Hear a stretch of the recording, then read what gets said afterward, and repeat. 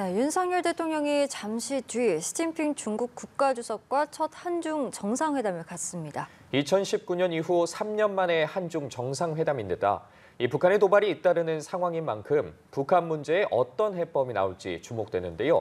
자세한 내용 김진호 단국대 정치외교학과 교수와 알아보겠습니다. 안녕하십니까? 안녕하십니까? 예. 윤석열 대통령 들으신 것처럼 잠시 후에 인도네시아 발리에서 시진핑 중국 국가주석과 정상회담을 하게 됩니다. 윤석열 정부 들어서 첫 한중 정상회담, 일단 그 의미부터 짚어볼까요? 한중 정상회담이 과거에 있었던 것은 문재인 정부 때, 그전에 박근혜 정부 때인데요. 그때와 지금의 상황은 국제 정세가 많이 바뀌었어요. 미국의 중국 그 컨테인먼트라고 그래요. 예. 옥죄기가 강해졌고 또 글로벌 서플라이 체인이라는 공급망 문제라든가 또 북한의 핵도발 문제 등에 따라서 지금처럼 어려운 상황에 한중이 만난다는 것은 부담을 많이 갖고 만나야 되는 시기입니다. 또 이 시기에 이걸 만나지 않으면은 양쪽 새 정부가 시작되는 단계에서 양국 관계 유지에 어려운 면이 많다고 볼 수 있습니다. 네, 사실 일정 막판까지도 불확실하다고 했던 이 한중 정상회담의 만남 어떻게 성사된 겁니까? 많은 사람들은 이게 안 될 거라고도 예측을 했었을 거예요. 중국이 보는 국제 시야에서 한국을 어떻게 보느냐 이런 문제를 봤겠지만 이 동북아 국제 정치를 본다 그러면 중국에 있어서 또 한국에 있어서 양국 관계 무척 중요한 거예요. 그러니까 시간 조율이라든가 의제 설정 문제에서의 줄다리기가 있어서 좀 막판까지 힘들었지 않았나 하고 생각하는데요. 예. 이게 없이 그냥 넘어갈 수는 없는 이번에 G20 회의가 아니었나 하고 생각합니다. 네, 만나야 할 시점에 만나게 된 것이다 이런 말씀이신데 3년 만입니다. 3년 만이기 때문에 이번 정상회담에서 어떤 얘기가 오갈지에 굉장히 관심이 모아지고 있는데 특히나 북한의 핵 문제 그리고 미사일 도발이 아무래도 중요 의제가 되지 않을까라는 관측들이 많습니다. 맞아요. 어떻게 좀 보십니까? 한미일 회담에서 이미 한국은 어느 정도 우리가 중국과 회담해야 될 방향의 틀을 잡아놓은 상태잖아요. 첫 번째가 북핵 도발에 대한 문제를 동북아 평화와 안보라는 구조 안에서 중국과 협상을 해나가는데 가장 좋은 건 중국이 북한 핵실험 방지를 위한 강한 조치를 취해주면 좋을 거예요. 그러나 그 언론에 나오거나 그런 문제로 중국이 그걸 직접적으로 내놓진 않을 겁니다. 예. 그래서 얘기했던 대로 건설적 역할을 하겠다.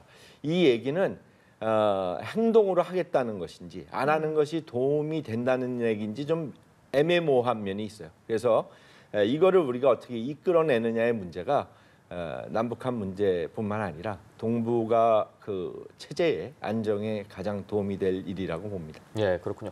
앞서 12일이었죠. 이 아세안과 한중일 정상회의에서 윤 대통령이 중국의 리커창 총리를 만났는데 이 자리에서 중국 리커창 총리가 한반도 비핵화를 위해서 중국이 건설적 역할을 하겠다는 이런 원론적인 입장을 밝혔습니다.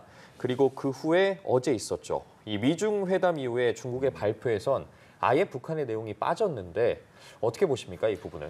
네, 20차 당대가 끝난 지 얼마 안 돼요. 예. 그때 리커창 총리는 이미 그 다른 지역으로 가거나 쉬어야 되는 그러한 상황이기 때문에 거기서는 원론적 얘기를 한 겁니다. 근데 미중 간에 줄다리기 문제가 여러 가지가 있을 거예요. 첫째는 대만 이슈, 두 번째 문제는 우리가 얘기하는 과학기술 관련된 교류 문제인데 예. 여기에 문제를 얘기할 때 중국이 북한 문제를 바로 얘기하지 않은 거는 첫째는 북한도 관여하기 어려운 면이 있다라는 건데요. 사실 북한이 최근에는 중국에 더 많이 기대는 관계이기 때문에 중국의 역할론이 있어요. 그런데 그런 얘기를 했다는 것은 미국과의 협상의 레버리지로 쓸 수 있다라는 또 의미로도 해석이 될 수 있죠. 예. 네. 알겠습니다. 대만 문제도 어느 정도 언급이 될 것 같은데 한미일 공동성명에서 일단 한미일 안보협력 강화 방안이 발표됐는데 이 성명에는 대만 해협의 평화와 안정 유지가 언급이 됐습니다. 다만 이제 대만 문제 관련해서 이미 미중 정상회담에서 네. 이 중국 측에서 레드라인이라고 일단 분명히 한 상황이라서 이 부분은 또 어떻게 언급이 될지가 궁금한데요. 대만 문제를 우리가 크게 보면 동아시아의 아주 중요한 안보 문제예요. 예. 왜냐하면 물류가 그걸로 지나가기도 하고 또 미국의 제일 돌연이라는 안보 라인에서 대만이 중국의 영향권에 들어가는 경우에는 태평양의 3분의 1이 이렇게 빵꾸 구멍이 나는 상태가 된단 말이에요. 예.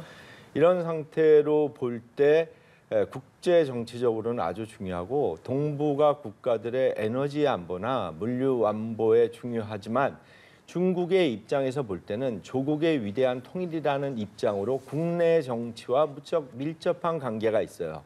그러니까 이 문제를 건드는 경우에는 대만 문제가 중국의 국내 정치로서 가장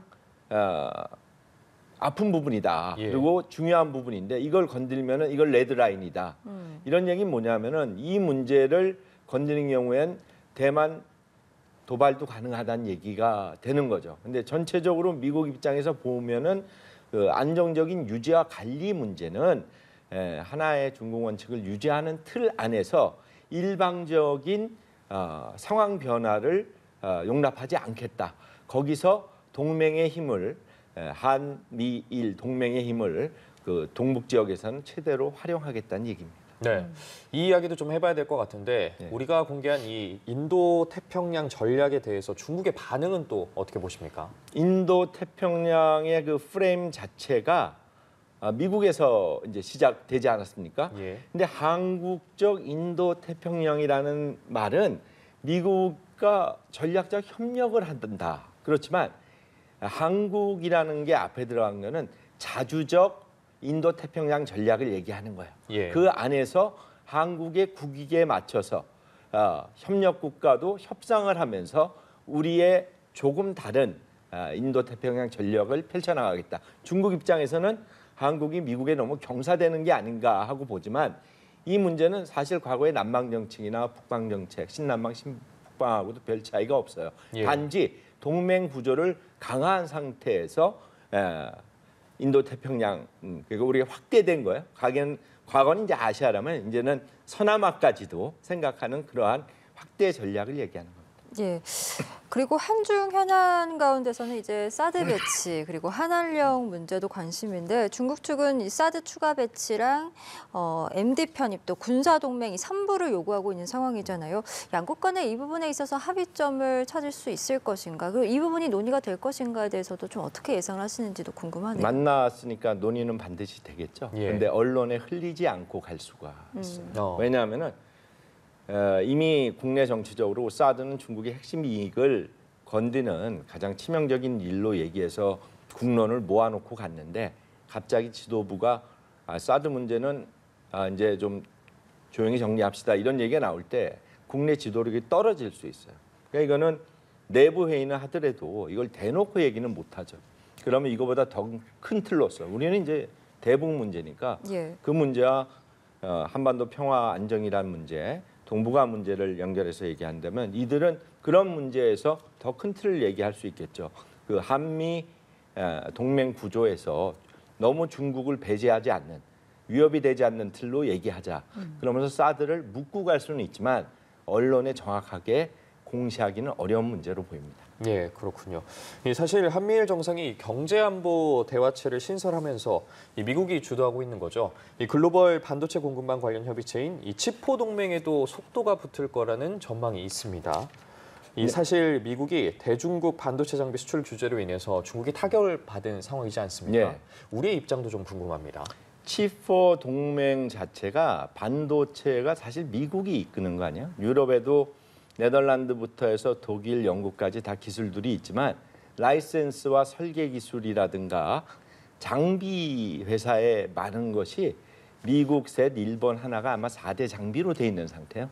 이 상태에서 이미 제재가 시작됐잖아요. 예. 이 제재가 시작됐을 하더라도 모든 공장은 재고나 앞으로 쓸 거 6개월치 정도는 가지고 있어요. 근데 이런 문제가 있을 땐 더 가지고 있을 수도 있잖아요.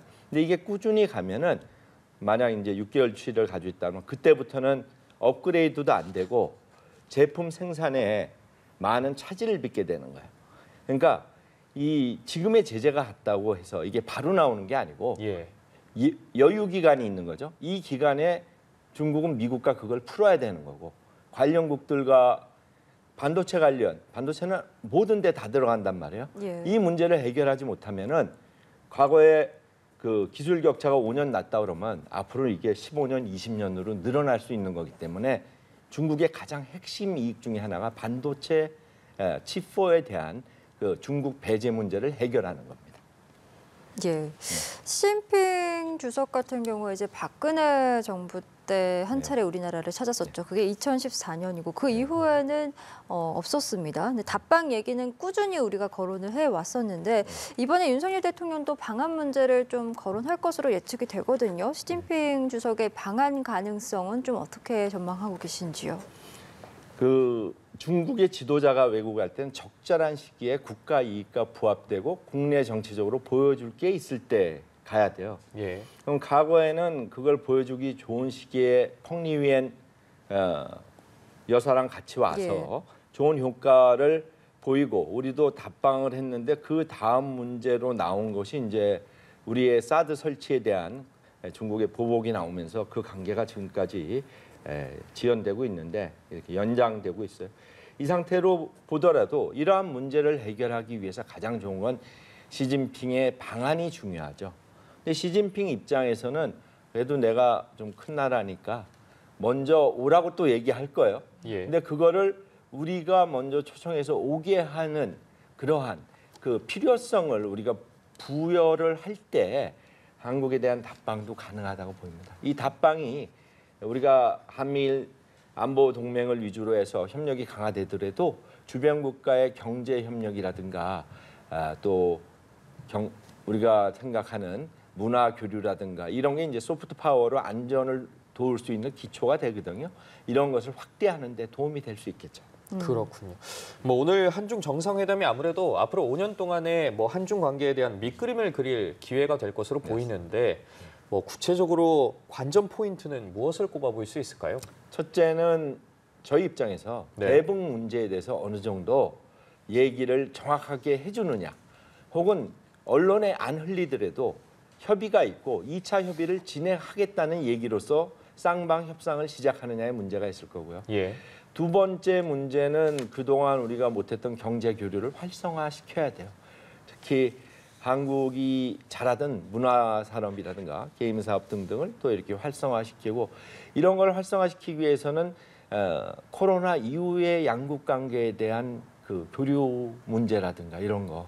그중에 제일 중요한 게 과거에 한한령이라고 나왔던 부분을 예. 중국 정치 문제에서 다 풀 수는 없는 거예요.